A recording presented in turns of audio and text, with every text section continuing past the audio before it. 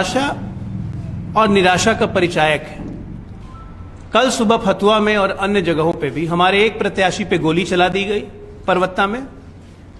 फतुआ में राजद के कार्यकर्ताओं ने आम आदमी को मार मार के अधमरा कर दिया। महिलाओं को भी नहीं बख्शा गया। हद तो तब हो गई जब नीतीश कुमार जी की सभा में 6-7 उपद्रवी आके प्याज और पत्थर फेंकते हैं। ये क्या ये स्वस्थ लोकतंत्र की निशानी है? और क्या ये दिखाता नहीं है कि ऐसे ऐसे लोग अगर सत्ता में आए तो ये क्या करेंगे? इन सब बातों की हम घोर निंदा करते हैं और ताकीद करते हैं ऐसे लोगों को कि हमारी सहनशीलता को हमारी कमजोरी न समझें। जनता आपको जवाब देगी इन सब कृत्यों का। और आज युवराज कह रहे हैं कि जो हुआ ये ठीक नहीं हुआ। ये नहीं हुआ कि उस लड़के को, उस व्यक्ति को पार्टी से निष्कासित कर रहे हैं। बस कह रहे हैं कि जो हुआ ये ठीक नहीं हुआ, ऐसा नहीं होना चाहिए। ये इनकी कार्य संस्कृति है। क्योंकि देखिए, व्यक्तित्व, चरित्र और संस्कृति ये कभी आप नहीं बदल सकते हैं। ये आपके अंदर होता है और जो अंदर होता है वो निकलेगा। इनका एक ही चरित्र है, गुंडा राज। कल हमने प्रेस कॉन्फ्रेंस करके आपको जानकारी दी थी और चुनाव आयोग से हम मिले भी थे, जिसमें साफ साफ कहा गया था कि तेजस्वी यादव ने संपत्ति का ब्यौरा एफिडेविट ठीक नहीं दिया है। उस पर भी आज तक 24 घंटे उस बात को बीत गए, आरजेडी की तरफ से या तेजस्वी की तरफ से एक बात भी नहीं आई है। क्या यह सही है कि खुद को महागठबंधन का सीएम उम्मीदवार बताने वाले अपनी संपत्ति का ब्यौरा ठीक से नहीं दे रहे हैं दोनों भाई? कल के चुनाव के बाद इनके तोते उड़ गए हैं। बॉडी लैंग्वेज देखिए, आवाज की जरा कड़क देखिए, कहां चली गई कड़क? मिठास आ रही है कि नीतीश जी के सभा में जो हुआ नहीं होना चाहिए। ये बात अगर 15 दिन पहले कहते तो आपके कार्यकर्ता अनुशासित रहते। मुझे आज लालू जी की याद बहुत ज्यादा आ रही है। उनका एक कहावत बहुत याद आ रहा है। वो कहते थे ना, मकई के रोटी तावा में। तो सच्चाई कल बिहार की जनता कर दी। मकई के रोटी तावा में, तेजू गैला हवा में। यहां के सारे मुख्यमंत्री उम्मीदवार जो महागठबंधन और अन्य गठबंधन के थे, ये सब हवा हवाई हैं। इनको बिहार की जनता से कोई मतलब नहीं है।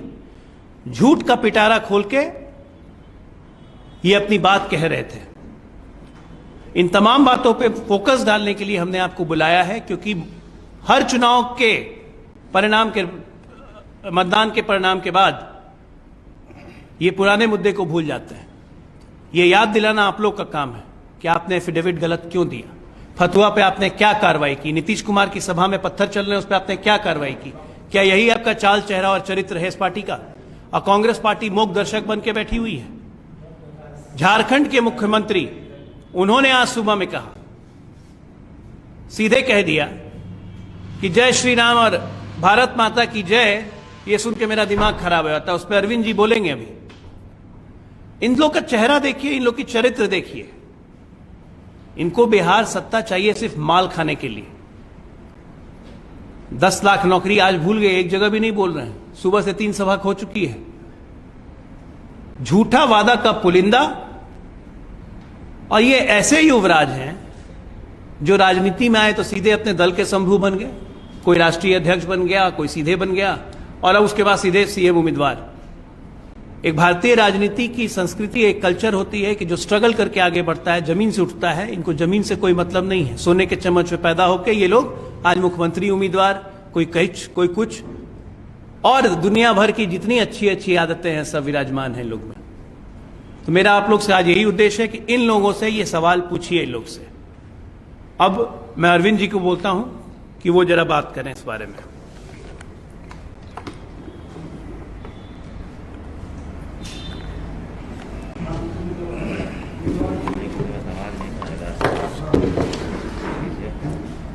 दूसरा चरण का मतदान समाप्त हो गया है।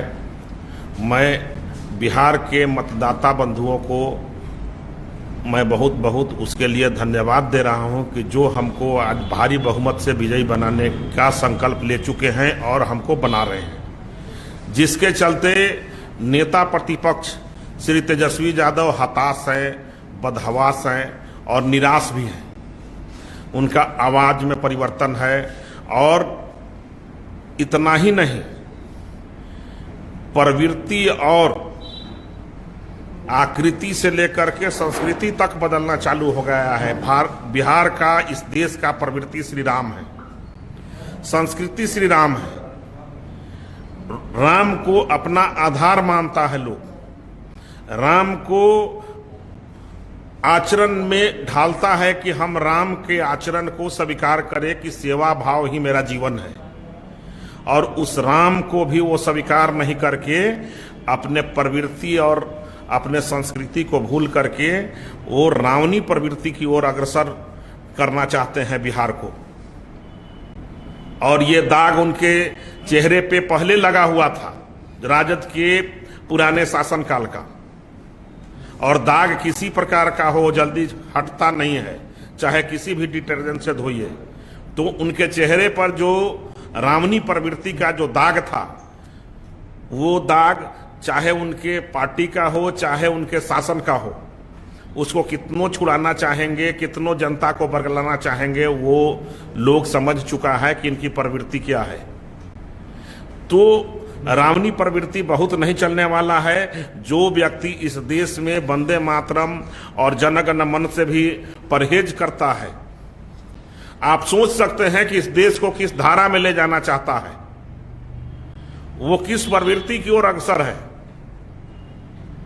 तो मेरा कहना इतना ही है कि आप समझ लीजिए, बिहार की जनता समझ चुकी है कि हमको राष्ट्रवाद के साथ चलना है, हमको समाज के साथ चलना है, हमको एक राममय संस्कृति के साथ चलना है। रावणी प्रवृत्ति बिहार के जनता को स्वीकार नहीं है। और बिहार के जनता हमारे दूसरे चरण के जो मतदान समाप्त हुआ है उसी में एनडीए को पूर्ण बहुमत दे चुका है। अब हम 3/4 बहुमत से तृतीय चरण में अग्रसर होंगे, 3/4 बहुमत से हम सरकार बनाने जा रहे हैं और नीतीश कुमार को पूर्ण जा रहा है। इस बात से नेता प्रतिपक्ष इतना हताश, बदहवास और निराश हो गए हैं कि वो अब देखिए प्रत्याशियों पर हमला होना चालू हुआ है। तो ये इस तरह का आचरण अब प्रतिपक्ष की ओर से होना चालू हो गया है। अब विशेष शब्द दानिश जी रखेंगे। एक बात मैं बस बताना चाहता हूं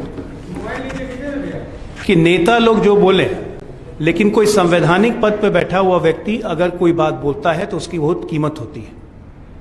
झारखंड के मुख्यमंत्री हेमंत सोरेन ने आज सुबह 11 बजे बयान दिया कि भारत माता की जय और जय श्री राम सुन के मेरे माथा दर्द हो जाता है, माथा खराब हो जाता है। क्या कोई प्रदेश का मुख्यमंत्री ये बात कह सकता है कि भारत माता की जय सुनने पर उसका दिमाग खराब हो जाता है? क्या झारखंड भी भारत से अलग है? इस बात पे उनको माफी मांगनी चाहिए और इस बात की हम घोर भर्त्सना करते हैं।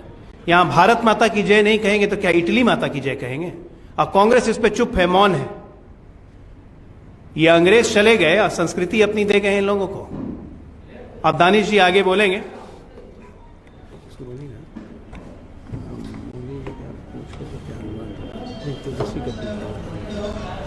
बहुत बहुत धन्यवाद मित्रों।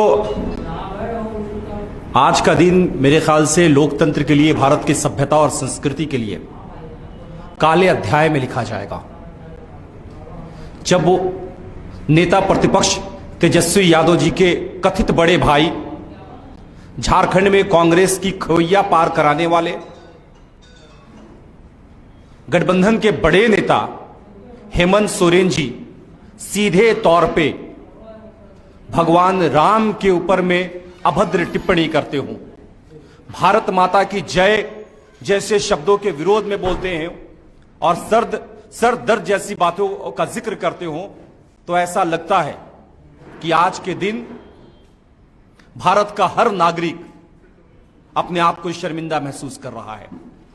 मित्रों, अल्लामा इकबाल ने लिखा है कि हैराम के वजूद पर हिंदुस्तान को नाज, अहले वतन कहते हैं इनको इमामे हिंद। जब भारत का विभाजन हुआ तो अल्लामा इकबाल पाकिस्तान चले गए, लेकिन तब भी उनके दिल में भगवान राम बसते थे। पता नहीं सत्ता का इनको कैसा नशा चढ़ा है कि अभी कुछ दिन हुए झारखंड के मुख्यमंत्री बने और जय श्री राम जैसे शब्दों से परहेज करना शुरू कर दिया, भारत माता की जय जैसे शब्दों से परहेज करना शुरू कर दिया। और मुझे बड़ा आश्चर्य होता है कि छोटी छोटी बातों का ट्वीट करने वाले, तेजस्वी यादव को मुख्यमंत्री बनाने का सपना देखने वाले चिराग पासवान जी को आज इसकी याद नहीं आएगी। तेजस्वी यादव जी का हर मामले में इस कोशिश में वो है कि किसी तरीके से तेजस्वी यादव को बिहार का हम मुख्यमंत्री बना दें। आज सुबह मैं उनका एक ट्वीट देख रहा था। उन्होंने एक ट्वीट में एक फोटो साझा किया है द प्रिंट का कि माननीय मुख्यमंत्री नीतीश कुमार जी माननीय प्रधानमंत्री जी का हाथ जोड़कर स्वागत कर रहे हैं। उन्होंने लिखा है कि अब यह स्थिति में पहुंच गया। लेकिन चिराग पासवान जी को इस बात का जवाब देना चाहिए कि यह तो हमारी सभ्यता, हमारी संस्कृति है कि हमारे घर में कोई अतिथि आता है तो हम हाथ जोड़कर उनका स्वागत करते हैं। लेकिन एक बाप को अपनी बेटी से नहीं मिलने देना, यह कौन सी सभ्यता संस्कृति रही है? रामविलास पासवान जी के निधन के बाद उनकी धर्मपत्नी और उनकी बेटी, दामाद, नाती, ये सब चीखते रह गए, सड़क के किनारे हल्ला हंगामा करते रह गए कि हमें अपने पिता के अंतिम दर्शन कराने दीजिए। लेकिन चिराग पासवान जी ने साफ तौर पे कहा कि नहीं, रामविलास पासवान जी के ऊपर में, रामविलास पासवान जी को मेरे वो ट्रेडमार्क हैं।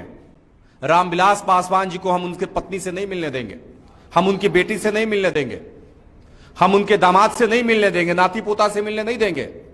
और आज जब भारत की सभ्यता संस्कृति श्री राम जी के ऊपर में इस तरह की टिप्पणी करी है हेमंत सोरेन जी ने, तो चिराग पासवान जी को राम की याद नहीं आ रही है, ये खामोश है। मित्रों, ये पाकिस्तानी मानसिकता के लोग किसी कीमत पे भारत माता की जय नहीं बोलेंगे। कल देश के आदरणीय प्रधानमंत्री नरेंद्र मोदी जी ने साफ तौर पे कहा था कि ये लोग कभी अपने जबान से भारत माता की जय नहीं बोल सकते हैं। और आज महागठबंधन के बड़े नेता हेमंत सोरेन जी ने साफ कर दिया है कि चाहे कुछ भी हो जाए, हम भारत माता की जय नहीं बोलेंगे, जय श्री राम नहीं बोलेंगे। तो मैं ऐसे गद्दारों को बता देना चाहता हूं कि भारत में अगर रहना है तो भारत माता की जय कहना होगा, नहीं तो आप चुन लीजिए कि आपको हिंदुस्तान पसंद है या आप पाकिस्तान जाएंगे, यह तय कर लीजिए। और देखिए, सीमांचल के क्षेत्र में चुनाव होना है। हमें पता है कि ये सीमांचल को ध्यान में रखते हुए तेजस्वी यादव जी के निर्देश पे हेमंत सोरेन जी ने इस तरह का घटिया बयान दिया है।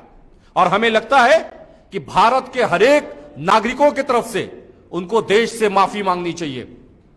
और अगर वो माफी नहीं मांगेंगे तो हेमंत सोरेन जी के खिलाफ जितनी कार्रवाई करनी चाहिए एनडीए के नेता करेंगे। धन्यवाद।